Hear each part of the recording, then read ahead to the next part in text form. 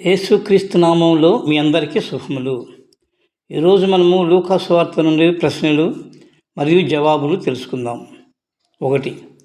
అపోస్తలులు యేసును ఏమి అడిగారు?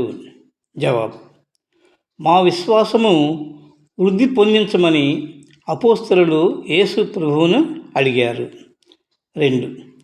మీరు విశ్వాసం గలవారైతే ఏమి చేయగలరని యేసు అన్నారు? జవాబు: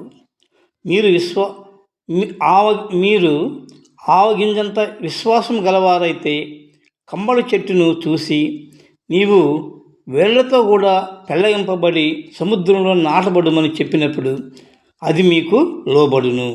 3. యేసు మరొక ఉపమానము ఏమి చెప్పాడు? జవాబు: దాసుడు యజమానులను గూర్చిన ఉపమానము ఒకటి చెప్పాడు. 4. వ్యవసాయం చేయు కుటుంబంలో దాసుడు ముఖ్యంగా ఏమి పనులు చేయును?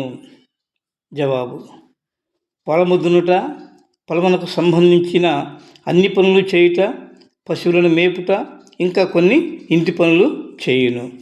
5. దాసుడు పొలంలో పనిచేసి ఇంటికి రాగానే యజమానుడు ఏమీ అనడు.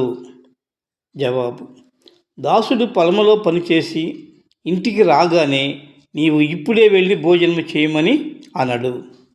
6.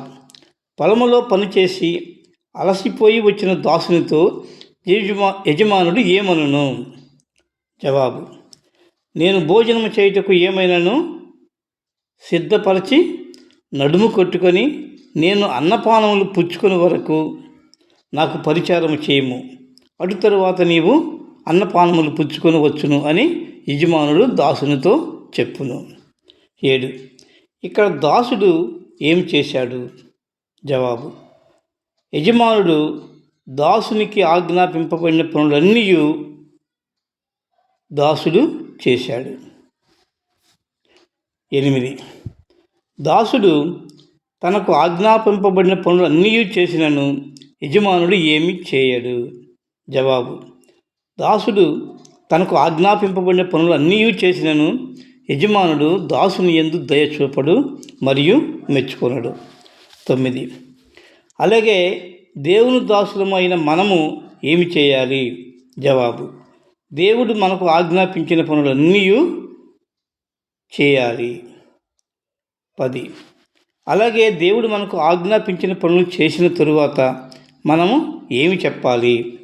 జవాబు: దేవుడు మనకు ఆజ్ఞాపించిన పనులు చేసినను మనము దేవునితో మేము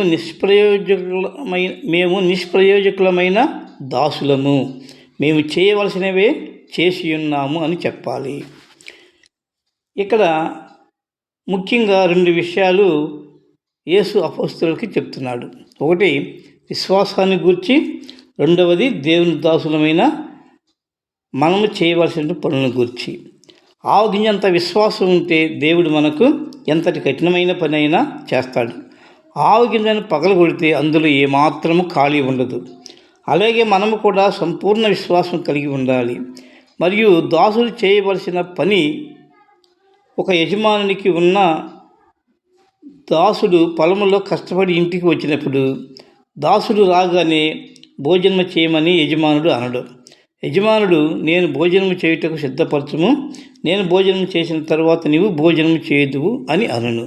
యజమానుడు చెప్పిన పనులన్నీ చేసినను దాసుని మీద యజమానుడు దయచూపడు, మెచ్చుకొనడు. అదేవిధంగా దేవుడు మనకు ఆజ్ఞాపించిన పనులు చేసినా మనం చేయవలసిన పనులు మాత్రమే చేశాము అని గుర్తుంచుకోవాలి.